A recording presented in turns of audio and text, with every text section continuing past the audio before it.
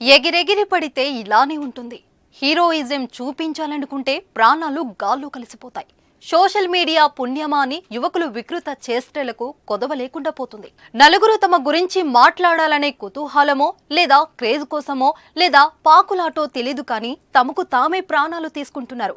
కన్న వారికి కడుపు కోత మిగులుస్తున్నారు.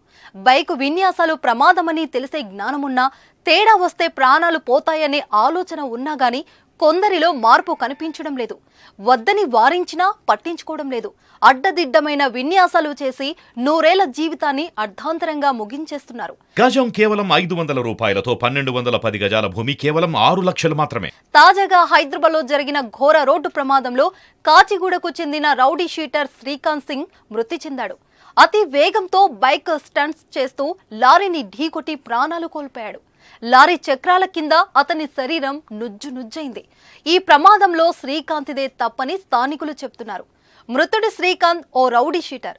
ఇతనిపై Sultan Bazar, lake police station, Chaitanyapuri పిఎస్లలో కేసులున్నాయి. ఇతనికి ఇన్స్టాగ్రామ్ లో మంచి ఫాలోవర్స్ ఉన్నారు. ఒళ్లంతా పచ్చబొట్లు వేయించుకొని ఫోటోలు షేర్ చేస్తుంటాడు.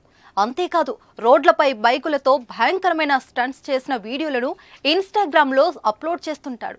జేబులో కత్తి పెట్టుకుని తిరుగుతూ అతడు అందరినీ బెదిరిస్తుంటాడని కూడా తెలుస్తుంది.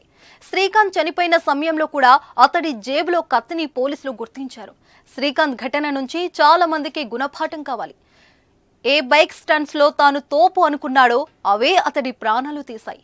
చెడు చేష్టలు, చెడు అలవాట్లు ఎప్పటికైనా ప్రమాదమే అన్న విషయాన్ని నేటి యువత గ్రహించాలి. హైదరాబాద్లో ఇలాంటి యువకులు చాలా మందే ఉన్నారు. సోషల్ మీడియాలో గుర్తింపు కోసం రకరకాల వేషాలు వేస్తుంటారు.